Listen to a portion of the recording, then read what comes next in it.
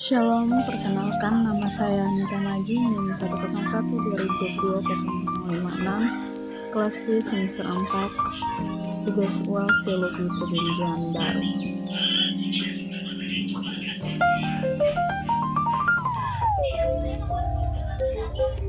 Baik, di sini saya akan menjelaskan sedikit tentang etika dan hukum Taurat.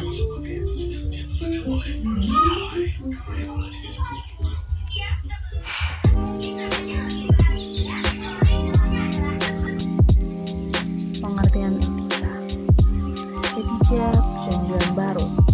Teologi Perjanjian Baru tidak lengkap jika tidak mempertimbangkan dengan ajaran etika dalam Perjanjian Baru. Etika Perjanjian Baru berakar dalam ajaran etis Perjanjian Lama. 2. Kitab-kitab Injil Sinoptik. Pandangan Yesus mengenai kebaikan atau ucapan-ucapan bahagia dalam kebajikan yang patut dipuji dan terdapat unsur-unsur penting dalam kehidupan moral.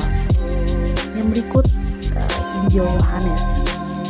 Yohanes tidak banyak menjanjikan ajaran etika, kecuali percakapan perpisahan, terdapat dalam Yohanes 24 ayat 16. Menurut Yohanes, Yesus adalah Kristus dan anak Allah. Terdapat misi Yesus disimpulkan sebagai terang dalam Yohanes 1 ayat 5 dan 8 ayat 12. Dunia ini dipandang sebagai kegelapan dalam Yohanes 3 ayat 19 dan pasal 12 ayat yang ke-35. Yang berikut kisah para rasul, yaitu menonjolkan kisah-kisah sejarah yang dikelilingi dengan perintah kabar baik. Karena itu tidaklah mengherankan kalau tidak ditemukan khusus ajaran etika. Yang berikut Paulus. Hubungan etika Paulus dengan ajaran lainnya penting bagi kita untuk menyelidiki hubungan antara etika Paulus dan etika Yesus. Etika merupakan perkembangan dari Yesus dan tidak sama sekali baru, melainkan etika sendiri memberikan contoh dari perilaku Yesus. Kita bisa lihat dalam Kolose 3 ayat yang ke-12 sampai ke-15 dan Galatia 5 hampir sama, berisi tentang belas kasihan, kemurahan, kerendahan, kelemah lembutan, kesabaran, dan di atas semuanya itu terdapat kasih. Yang berikut surat Ibrani, teladan yang sempurna mengenai kesetiaan ialah Kristus sendiri. Meskipun para pahlawan masa lalu sebagai contoh untuk mendorong para pembaca, dan dikatakan bahwa tanpa kita mereka tidak dapat sampai pada kesempurnaan dalam Ibrani 10 ayat 40. Sifat yang penting ialah kesabaran yang dihubungkan dengan iman. Dalam Ibrani 6 ayat 12 terdapat istilah dalam bahasa Yunani yaitu makrothumia, berarti sabar dalam derita. Yang berikut surat Yakobus. Karena surat ini merupakan kitab yang paling praktis dalam Perjanjian Baru, ada beberapa segi pokok yang dinyatakan sebagai dorongan atau patokan dalam kitab-kitab Perjanjian Baru yang lain. Di dalamnya tidak terdapat surat Yakobus, tidak satupun bagian yang dapat membandingi nyanyian pujaan kasih dalam 1 Korintus ayat 13. Kata kasih itu disebut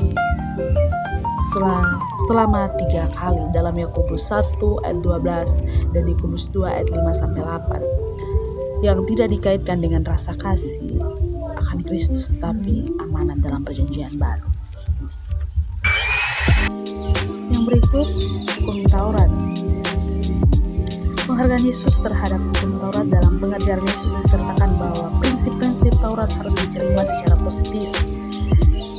Ia menegakkan kudus Taurat dalam Matius pasal 5 ayat 17-18.